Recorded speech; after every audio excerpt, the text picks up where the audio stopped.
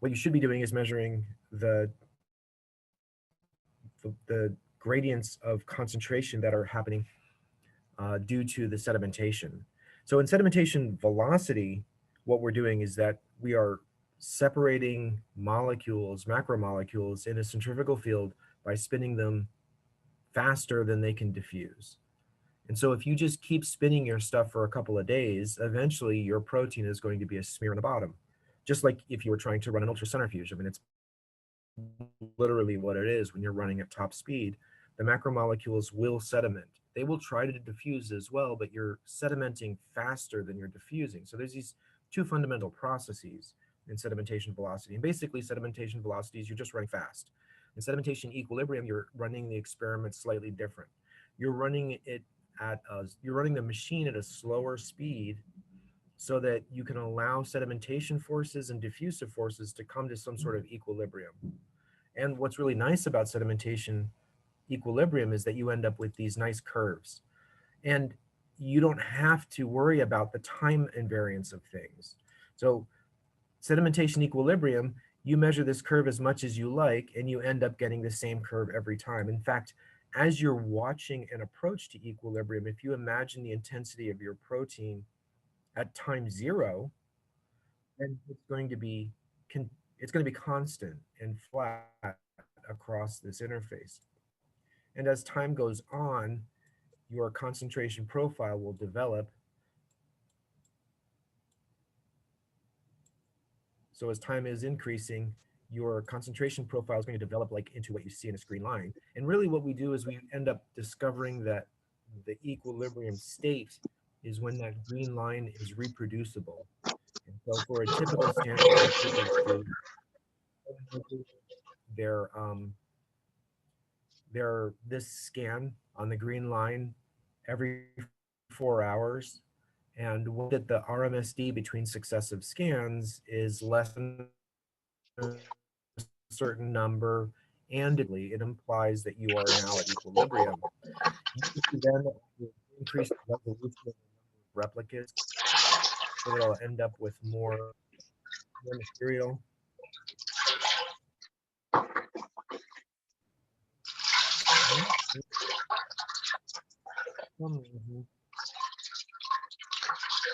I think somebody has their mic on. I had the ability to turn them off. So questions about that? I mean, sedimentation equilibrium is pretty obvious. It's when you're allowing diffusive and sedimentation forces to come to equilibrium. Really,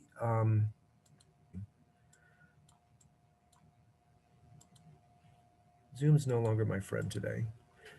So usually what we end up doing is that we will predict a molecular weight, or we'll predict a velocity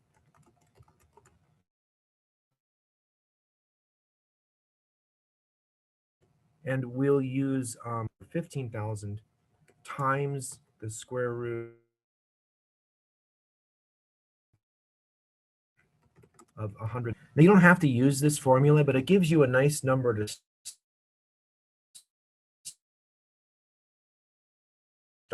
start, because one of the things we're to start with, and you've got large macromolecules, they're all going to sediment your curve. You're going to end up with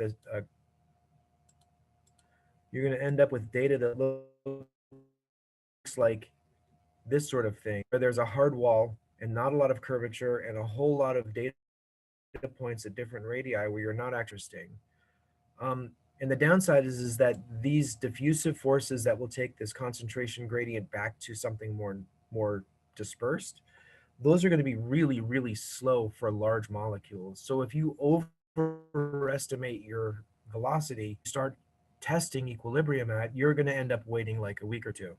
So usually what we do is we start off at the lowest velocity, like 8,000 RPM, times the square root of 100 divided the molecular weight of the expected species. If you think that your stuff is a dimer and the sedimentation velocity is indicated that it's mostly a dimer, and you want to do sedimentation equilibrium, you'd put in the dimer molecular weight here.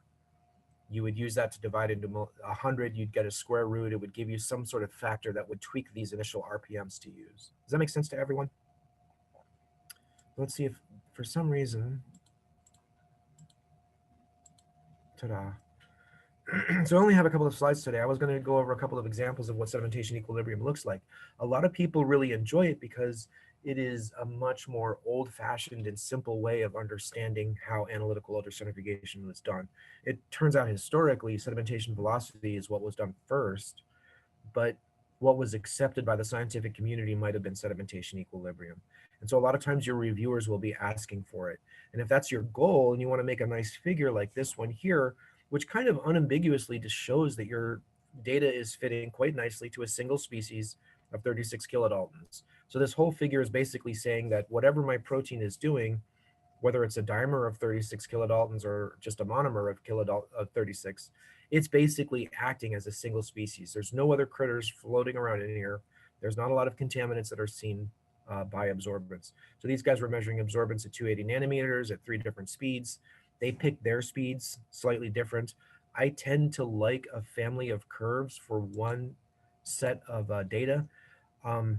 I tend to like, this is just personal preference now, I like a curve like this first one, or maybe like this one in dots in open circles.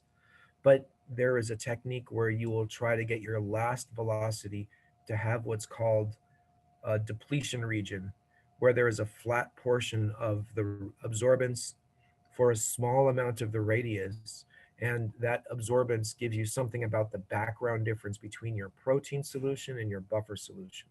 If the absorbance at that value happens to be 0, and in this case, the way I've drawn it, it looks like their absorbance value is 0.25. That's giving you information about the buffer differences between those two states. It could be that you have like different amounts of BME between your buffer and your protein. The BME may be working overtime to keep the protein reduced, but in the buffer sample, it may be still more fresh. So you end up with more absorbance that's just background. And beta-mercaptoethanol is small, so it's not really sedimenting here. So the beta-mercaptoethanol contribution may be just a flat line that scooches your baseline up. But depleting the protein from this low radius region is usually a good idea. And you'd usually do that by kicking in like one extra velocity here, like maybe 24K. These guys didn't do that. That's fine. I will forgive them. The idea is that you want to get a family of curves with a different degree of curvature on all of these particular plots.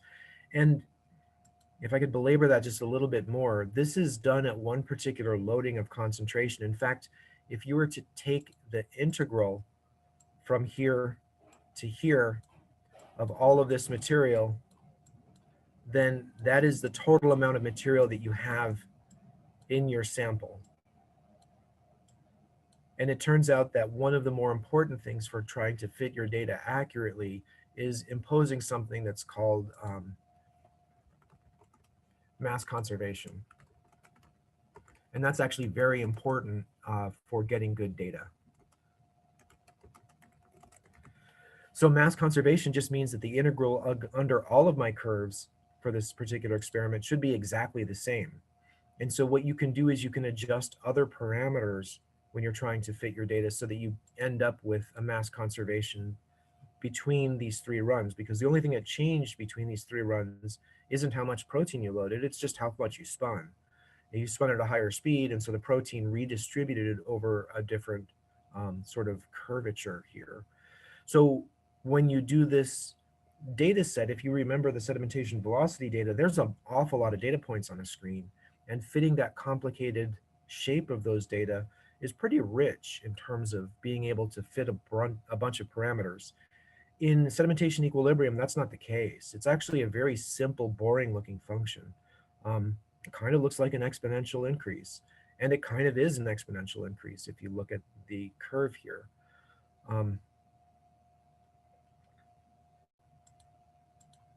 So there's an exponential dependence.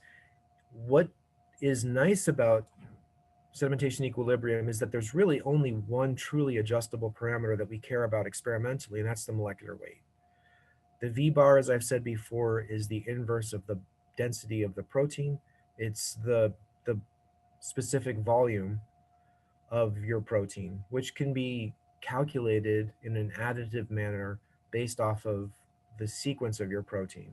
So if you have the sequence of your protein, you can calculate a V-bar. And like I said before, it varies between 0.72 mils per gram and maybe 0.74 mils per gram.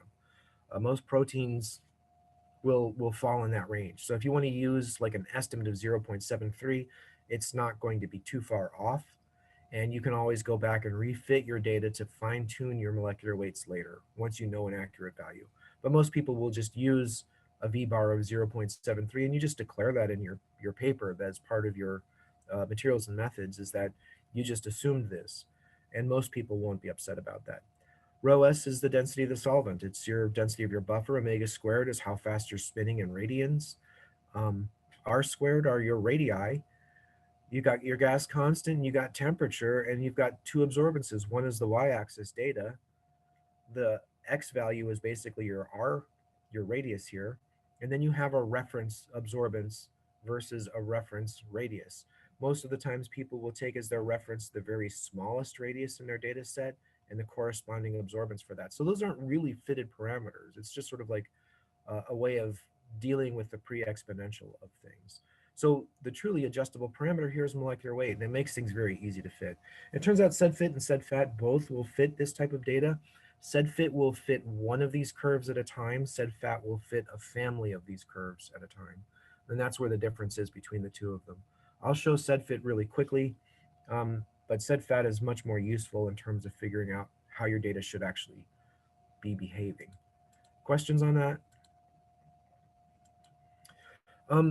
What's nice about the equilibrium curves, and here we see a piece of data where someone has only shown not, usually when you're trying to publish or you're trying to analyze something by sedimentation equilibrium, you'll get, typically you'll get 3 concentrations and you'll get 3 different velocities.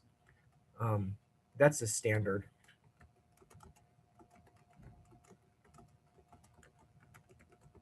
So you get 3 different RPMs of your protein so that you get 3 different shaped curves at 3 different concentrations. That's actually 9 sets of data to fit. It's 9 of these types of curves. But when you're publishing, a lot of times you only show one of them, the representative one, usually like the middle concentration and the middle velocity, just because it has some interesting curvature and you can deconvolute things where you can actually see more of what's actually going on. So here they have a little bit of monomer, a little bit of dimer, and a little bit of tetramer. And this comes out in the fit where they use the same equation you saw on the last slide, but they add in 2 other terms. They add in a molecular weight term for the monomer, the dimer, and the tetramer. So there's actually 3 exponentials that you're trying to fit at the same time. This is not a lot of data, and this is not a lot of curvature. So trying to fit those 3 exponentials to a single data set can be problematic. So that's why most of the time people actually will fit their data to a global model where you have all 3 concentrations and all 3 velocities, and you have a single model that's trying to fit all of that data at the same time. And I'll try to find some data sets that look okay, at least when I do that for the afternoon session. Questions? So this is, it's a kind of nice representative slide of how you might actually publish some data. So I was going to do another example on my work. I know it's probably not appropriate so much to brag, but really when you think about sedimentation velocity and equilibrium and AUC as a technique, it all works much better in congruence with each other. So this is from an old paper where we were looking at a particular sequence of DNA, and this sequence of DNA binds a particular protein. The protein binds this particular DNA in a certain way, and we wanted to characterize it initially by sedimentation velocity. So we were measuring absorbances at 538 nanometers because the hex label on the DNA absorbs there. It's not fluorescence, it's just treating the fluorophore labeled DNA as though it was a chromophore. You don't get as much sensitivity out of it this way, which is fine. You just have to put more DNA in the experiment to actually do anything. The dashed line is basically your DNA here. So we were able to characterize the DNA based in terms of just an S value of about 3, 2.5, 2.8, whatever you want to call it. And when we added protein to the solution, when we added protein to this labeled DNA, we ended up with this other colored protein curve with an S value of like 5.5. And so because we're measuring again at both of these experiments are done at 538 nanometers, I'm not looking at the tryptophans and tyrosines that absorb at 280 in the protein. If I was, I would see all sorts of other stuff going on. I'm only looking at the protein that's actually functioning the way it's supposed to. And this is a great trick for people who are looking at small molecule binding to proteins. You will have to find, and you'll probably already have some idea what the KD is. You may have some chromophoric or even fluorogenic detection of your small molecule. You can put that small molecule, um, run it by itself, and it will usually give you a very small sedimentation coefficient. In our case, it's DNA, so it actually sediments reasonably. But a small molecule, less than 1,000 Dalton, your sedimentation coefficient is going to be like 0.1 or zero point 0.2. It's going to be very, very small. But when you add the protein, now you will see a species that absorbs like your small molecule, but it travels like a protein, which indicates binding. It very strongly indicates binding. So if you're trying to prove that your small molecule is binding protein and you want like a completely ambivalent technique that has no sorts of cross-linking or any other things going on, this works great. Um, so sedimentation coefficient here, we did some control experiments, which is what this kind of is, because it turns out when our protein binds this type of DNA, this particular sequence of DNA, it just binds it, and that's all it does. It doesn't do anything further. If we couple this sedimentation velocity analysis, and we kind of kidded ourselves that this was a single species here, which travels like a DNA-bound dimer, but we wanted to get the molecular weight unambiguously. Deconvoluting a sedimentation velocity curve can sometimes be a little bit tricky. And you'll see that in my blue curve, I actually have this other little bump here in blue. And it turns out when we analyze things, it looks like this little bump is a small amount of the DNA that's not binding to our protein.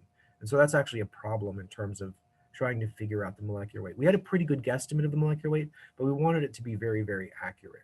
And so a complicated curve like this lower solid curve was tricky. We thought it was easier to just do the absorbance again with a slightly different labeled DNA. Same amount of protein though, but then we show a representative curve. There's a little bit of curvature here. The absorbance doesn't actually go up all that high, but we get a pretty decent fit with nice residuals, and we get a molecular weight that makes sense to us. And the molecular weight here is due to one strand of DNA bound to a dimer of our protein, which is what we knew all along. Like this was not particularly rocket science for this particular experiment, but we wanted to establish it because at 13,000 RPM, we were getting a lot of curvature and something that suggests our protein is 90 kilodaltons, or yeah, it's 90 kilodaltons, which is a DNA-bound dimer. And we did that to contrast with a much more complex state where our protein with a different strand of DNA doesn't just bind the DNA, but under certain conditions will form a run-on oligomer of itself. It actually forms this beautiful helical structure where the DNA-bound dimers will sort of stack on each other in a sort of spiral fashion, and it will make this sort of macromolecular assembly. And the size of the assembly just depends on how much protein you have. You put more protein in it, it tends to be longer. It depends a little bit on saline too, but deconvoluting and figuring out what's going on in a very complicated sedimentation velocity curve like this is much trickier. And so it really relied on that much more simple um, previous figure to show that we knew what we were doing and to show that there was a lot of weird stuff going on. So here we have our hex labeled DNA in blue again. It's showing up as just this smallish peak again around 2 or 3. If you add protein, we saw a couple of different things where the protein under one saline condition was again about 5.5, and we called that our DNA bound dimer. But then we would see this other stuff where there was this peak, and it was a fairly broad peak where there was a lot of material that seemed to be sedimenting at a bunch of different sizes. And if we changed the salinity, then we would get a different size distribution. And so we convinced ourselves that this really was something. And it wasn't until we found the actual structure that we were that I was personally thoroughly convinced. I was always thinking that 15S is really quite large. If you know about the ribosome, um, the 40S unit, and the all of these other subunits of the ribosome, that S in the 40S unit comes from this S here. So we're getting to the size of things that are truly large. You know, these are megadaltons in size. And sometimes as a protein biochemist who deals with soluble proteins, when people start talking to me about megadaltons, I'm saying to myself that your protein's just precipitate. It's just precipitating because you got it in the wrong buffer. It's not behaving well. And maybe it does something different in vivo, but in your buffer, it's just crashing out of solution. So it took a while to convince myself that these were actually real and that they were actually reproducible.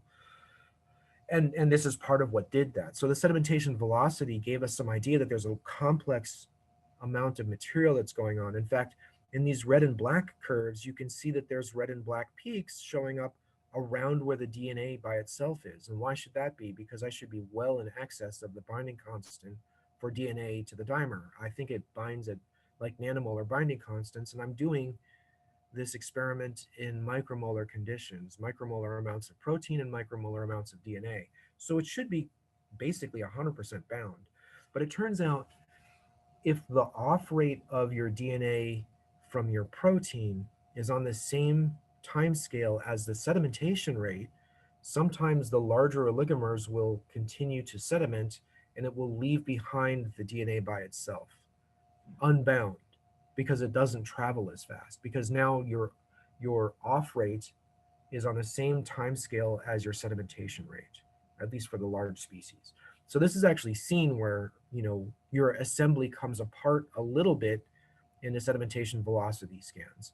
You usually get pretty good accuracy at measuring the monomeric or the smaller species, and then you get these shoulders where you see, like I have this funky shoulder in black, um, where we think that some of the shoulder has to do with the fact that as the large oligomer is sedimenting down the field, every now and then a DNA bound dimer or maybe a tetramer or an octamer or something's blebbing off and it's being left behind because it doesn't travel as fast. And so now the concentration is changed so that only the large species are able to exist. Deconvoluting this becomes a real pain in the butt. So we thought we would also try sedimentation equilibrium. It turns out that the fits are terrible.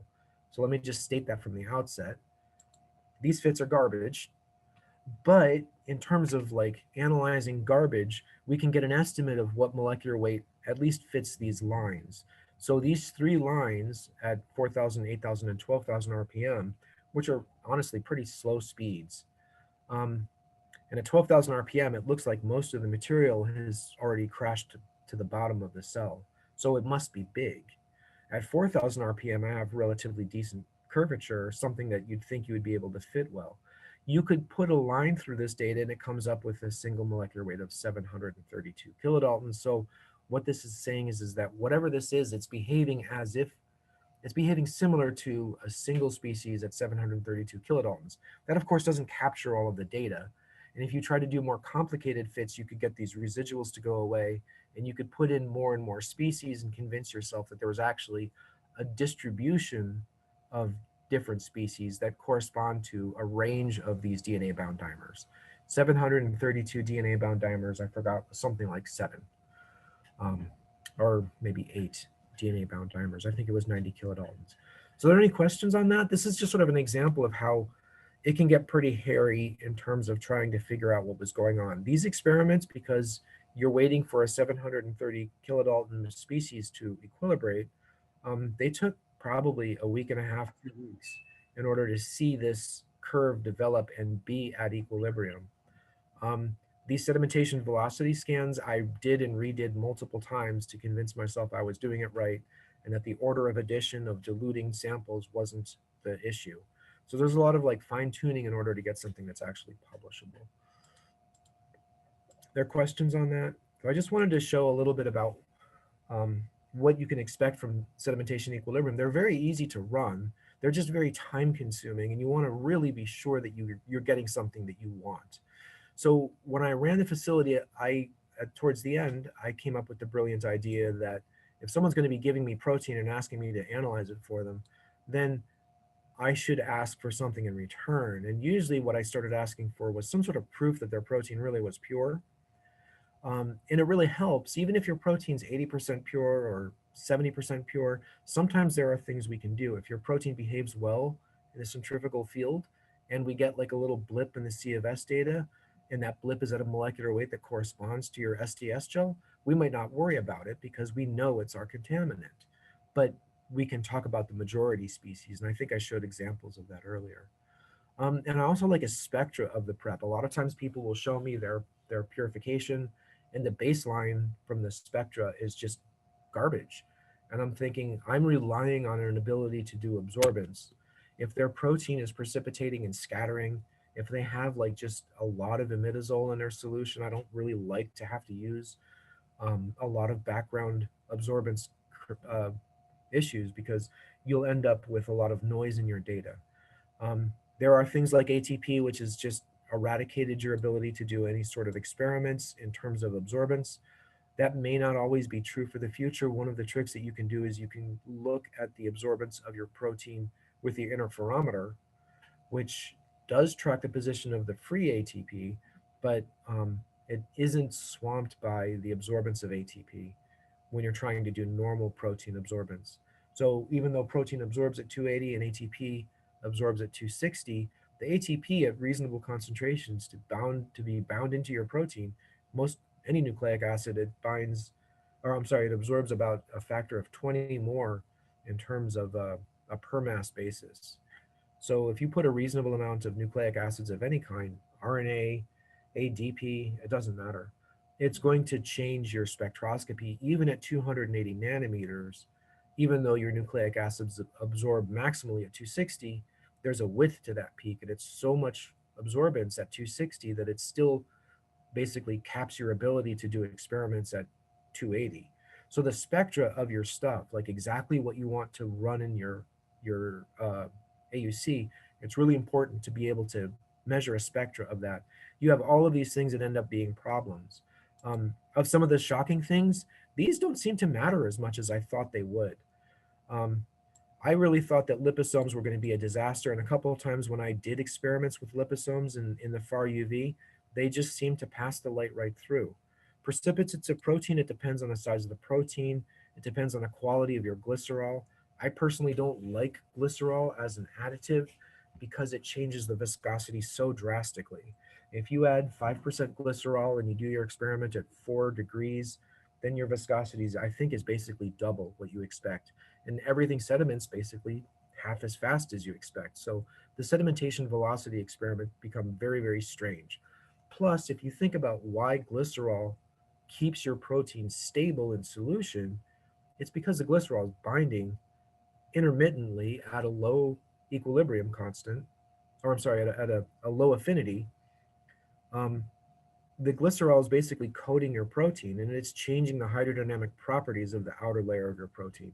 So now your ability to estimate a molecular weight, which is related to the measurement of hydrodynamic properties of this absorbing center, it's changed now because you've changed the structure of your protein ever so slightly at the hydrodynamic interface.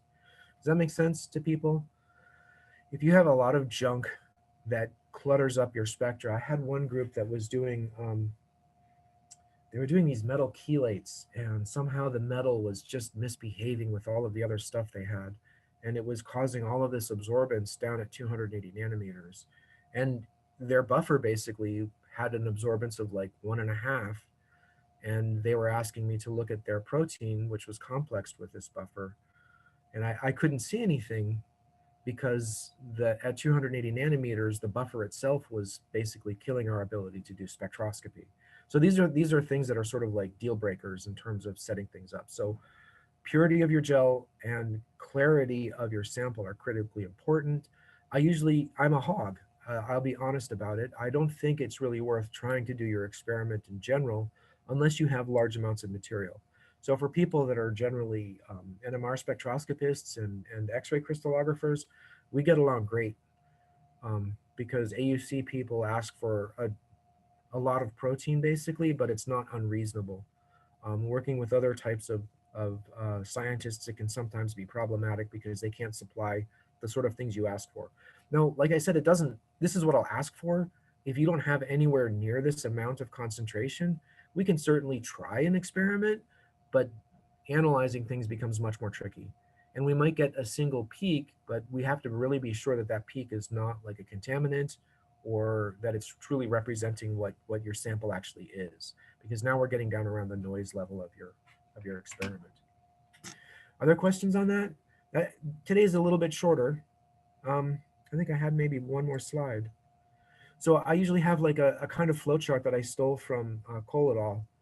And this is really similar to how a lot of people manage to deal with things. When someone comes at you with a new sample, the first thing you want to do is you want to see how well it behaves in a centrifuge. You do that by sedimentation velocity. If you have enough material, you'll actually load different concentrations of the material.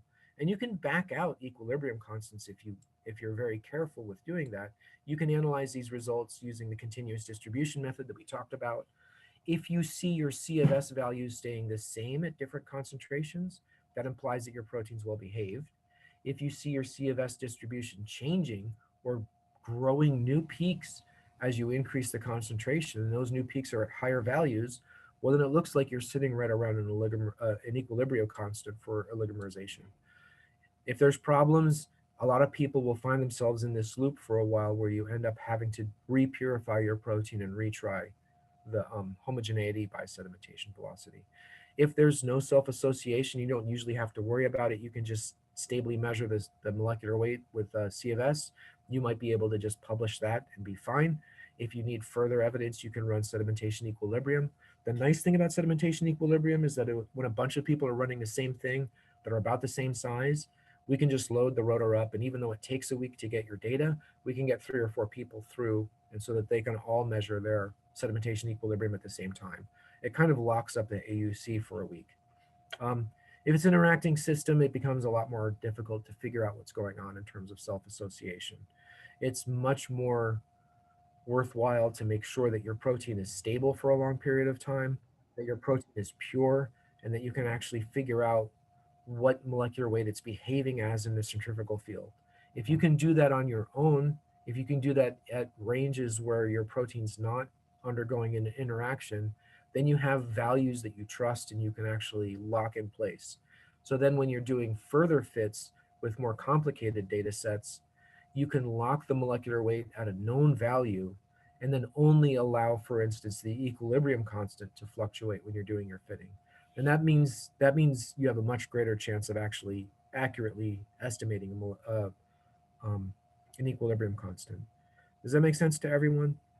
There's a lot of different things you can do with global fits. I will do some quick demonstrations on sed fat and sed fit later today, but that's kind of what I had for today's discussion, at least in terms of sedimentation equilibrium. It's a great technique. It's very easy to do. It's just time consuming. Usually for people that may be intimidated by this, if it's the sort of thing where you just have like a single sample, and I think I've done this with a lot of people, they just come over and they'll drop off a sample and I'll just run it and analyze it, and we'll work together online to sort of get a figure. I don't have infinite amounts of time to do this anymore. Oddly enough, there's a pandemic going on and I have to teach a lab class where people are supposedly dealing with a pandemic at the same time. So that's interesting. So I will try to be able to do this top thing. For frequent use, I would also ask for your patience, but usually what I do is, the first time you want to do a spin, you'll come over and bring the sample. I'll set most of it up and you can watch. I'll let you do a couple of things depending on how comfortable you feel. But over the course of 2 or 3 spins, 2 or 3 different sedimentation velocity experiments probably is what we'll be doing. Maybe you want to try them with different additives, different buffers, different detergents, different binding things. Over the course of a bunch of spins, you'll get more and more hands-on with the instrument until you are very comfortable with a lot of this. And it takes a while. I mean, it takes a day to do the setup and to do the spin and then to analyze the data. Analyzing the data certainly will take the most amount of time, but a lot of that you can do on your own time. And usually as you're starting to learn how to fit your own data, if it's the sort of thing that you'll be presenting on your own, I would strongly encourage you to fit your own data. And usually what I'll do is I'll fit the data with you, or I'll fit the data, show you how I do it, and then you can go off and repeat it. And then eventually, on the third or fourth or fifth spin, I'll fit the data and I won't tell you what I got. And you can fit the data and we can discuss our shared results and see if we get the same answer. And that sort of builds confidence in terms of actually getting useful data. A lot of times I think it would be worthwhile. I'm not really sure if our old machine should be used as spillover or as startup. Um, but this is sort of like the beginning of a user group for AUC. Not a whole lot of people have used it that often on campus, and it really is a great technique to use. So I would encourage people to be part of this community where we start trying to figure out how we're going to best use these resources. Um, Someone asked about this, I think yesterday.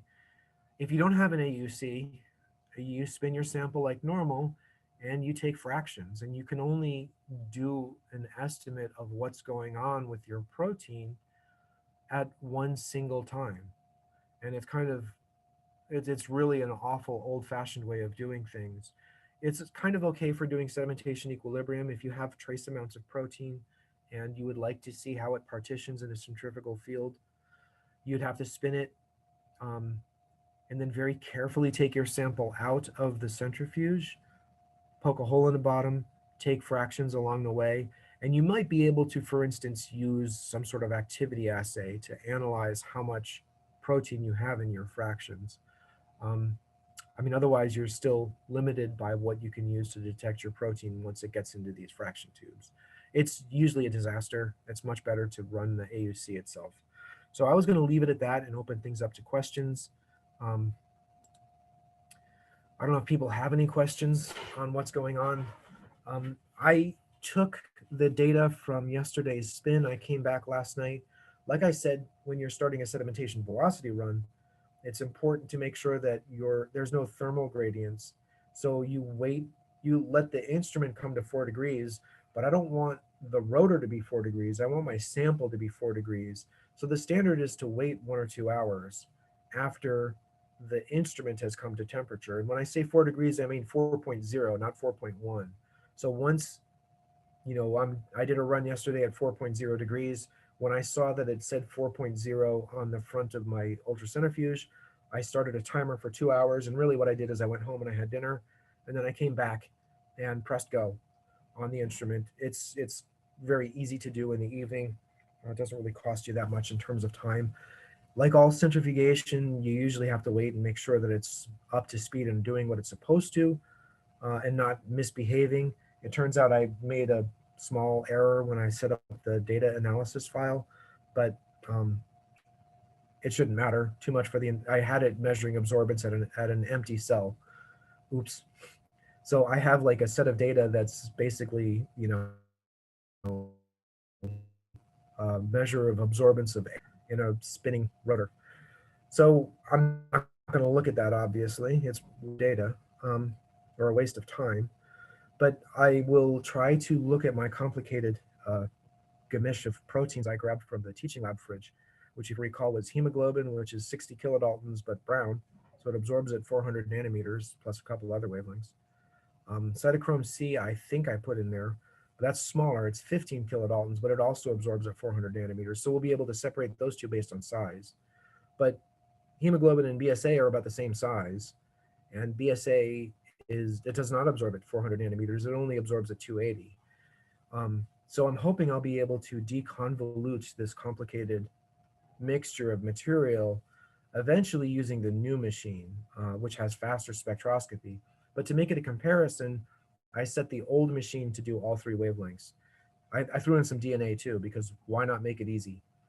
So I put in some DNA, BSA, hemoglobin, and cytochrome C. I measured at 260 nanometers for the DNA, 280 nanometers for the total proteins, um, and 400 nanometers for the heme containing proteins. We'll see how the data looks. I actually haven't looked at it yet. I just zipped up the data file and I'm going to transfer it to my computer, and I'll see if we can do some demonstrations on that later today. Um, in the meantime, if anyone has any questions,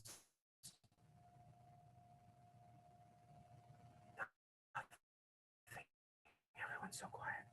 All right, so if you want, I can do do I have it set up? I can do a quick demonstration of sed fit and sedimentation equilibrium. If it starts.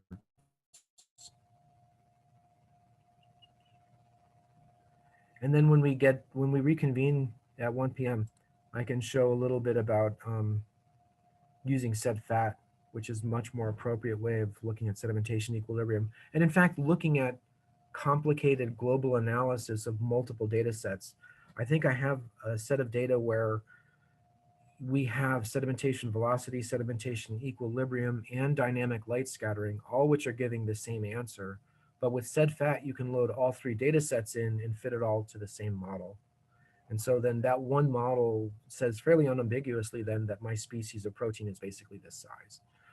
It's kind of overkill, but it's fun for me as a person who likes data and data fitting. I think these things are kind of fun. I will.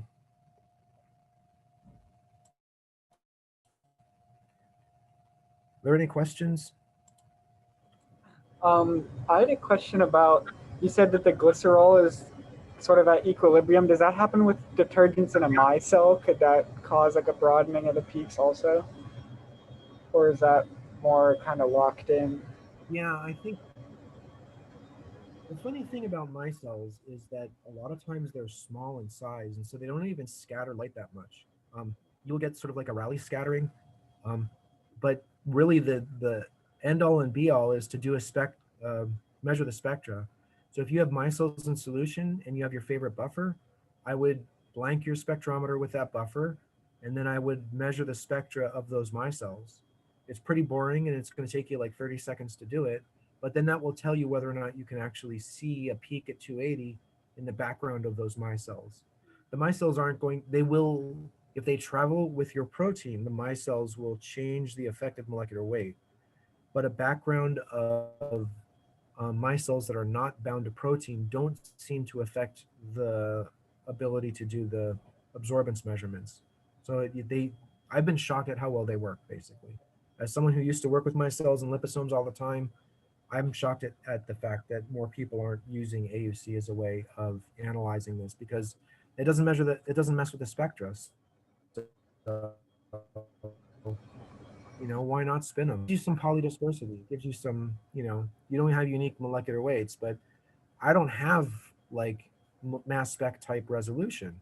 I mean, I'm looking at 1 to 3% um, absolute error in an absolute perfect sample. So you throw a little polydispersity in there, I probably wouldn't even see it in the analysis. Did that answer your question? Yeah, thanks. So I don't know if I have good data or bad data on this one. Let me find a high velocity and not the XP file. So I'm going to load in an interference scan from a really old data, just to show that when you're running sed fit, for those of you that are used to it, it throws up this error saying that there's only one file selected. Normally sed fit is used to doing sedimentation velocity where you load in like 100 files. But it's smart enough to realize that if I'm loading in one file, it's like, oh, hey, you want to do a single equilibrium data curve. I'll have it load the previous analysis. I might say yes to that. So this is the previous analysis. If you look in, this is an interference set of data. There is a red line going through an exponential shaped curve. If I display the last fit results again, then you can see that it's telling me I got 17 big stuff, 346 kilodaltons. So there's two species in here, according to the way I was fitting it. I was using probably this non-interacting discrete species as a model. If you pull up those parameters, you end up where you just can fit an individual molecular weight to more or less species. If I don't believe I have two species, I can set this component to 0. I can try to refit the data. It's going to bomb abysmally because it's not going to be able to find a curvature that matches that shape of this curve. So this is when I'm trying to fit a single species, and the molecular weight it comes back at is 206 kilodaltons. But there is clearly a trend in my residuals, teeny tiny. So there's the data, here's the line. The data seems like the line's systematically missing something. So a lot of times when you're doing sedimentation equilibrium, you'll take this non-interacting discrete species, you'll say one species is not good enough. So let's add in a little bit, 0.2 signals of something else, and you just punt a size and let it fluctuate. If I leave this value off, it will fix things at 19,000 Daltons. If I turn this as a checkbox, it will float this value. And I will start with 19,000, but once I'm done the fit, it's going to come up with some sort of number. And if you can't read the small value, well, now it's got 2765. It's crazy. I don't know what's going on. Trying to get sedimentation equilibrium data to give you unique fits is really tricky, and it's really an art, especially when you only have a single trace. This is why I emphasize, and in fact, the industry standard is to have multiple scans. You want to have multiple spins at multiple loading concentrations. So that's just SedFit. SedFit will let you fit a single sedimentation equilibrium curve one at a time. Super boring. It's much better to use SedFat, which is for sedimentation hydrodynamic analysis software or something it stands for. But it lets you fit all 9 curves at the same time to a single model. And there you have a little bit more uniqueness to the solution. So your fits are actually worthwhile. Questions? There's no questions. I'll stop the recording to